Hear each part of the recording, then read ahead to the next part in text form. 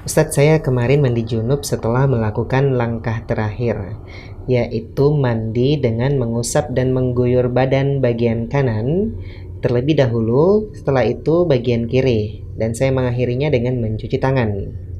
Saya baru sadar kalau tangan yang saya cuci bagian kiri itu, dan saya segera mencuci bagian kanan setelah mengetahuinya itu, Ustadz. Nah, apakah mandi junub saya tetap sah dengan kondisi itu? Dan juga saat bangun dari tidur, ini hari ketiga setelah mandi junub, dia merasa ada yang bau seperti keringat atau disebutkan di sini atau sperma, tapi tidak ada cairannya, Ustadz. Dan katanya tidak ada kenikmatan dan dia juga tidak mimpi basah. Apakah dia harus mandi junub dalam kondisi itu, Ustadz? Ya, ini ada dua pertanyaan ya. Pertanyaan yang pertama mengenai tata cara mandi junub. Iya. Di sini disebutkan bahwasanya kalau mandi junub itu ya harus mengguyur bagian kanan dulu, kemudian kiri. Tapi di sini terbalik ya. Sempat salah terus kiri dulu baru kanan. Iya. Jadi kita katakan sah-sah saja karena sah tidaknya mandi junub itu ada dua paling minimal ya. Yang pertama niat bahwasanya dia mandinya adalah mandi junub. Kemudian yang kedua adalah sampainya air tersebut pada setiap anggota badan ya, mengalirnya. Jadi umpamanya seorang junub umpamanya, kemudian di belakang rumah ada sungai, langsung nyemplung, sudah niat mandi junub nyemplung, langsung selesai mandi wajibnya.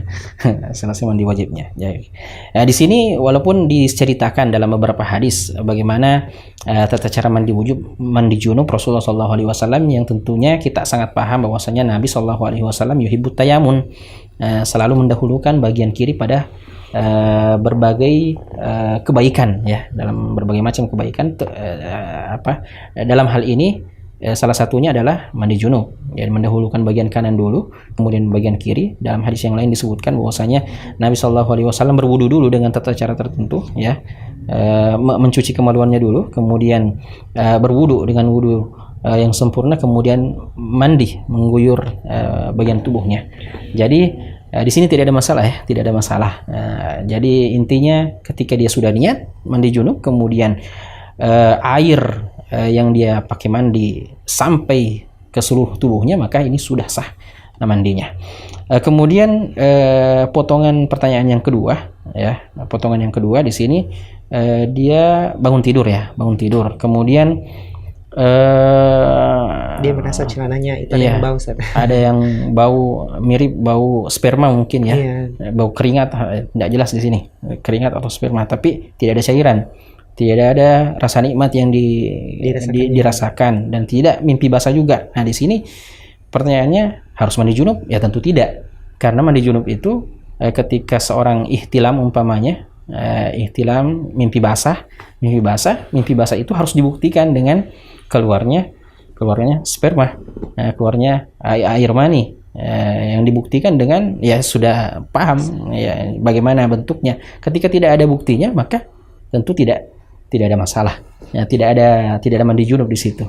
Jadi hukum asalnya sebagaimana yang kaidah yang kita sebutkan di awal pertanyaan tadi, al yaqinu la yazulu bisyak.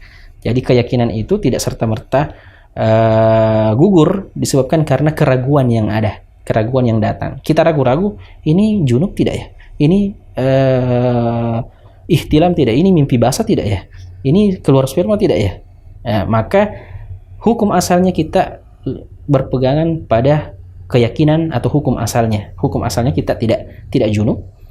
Kemudian datang ragu-ragu, maka keraguan ini tidak ada tidak ada kekuatannya untuk merubah bahwasanya kita hukum asalnya kita ini tetap suci, tidak perlu untuk mandi. Wallahu taala alam.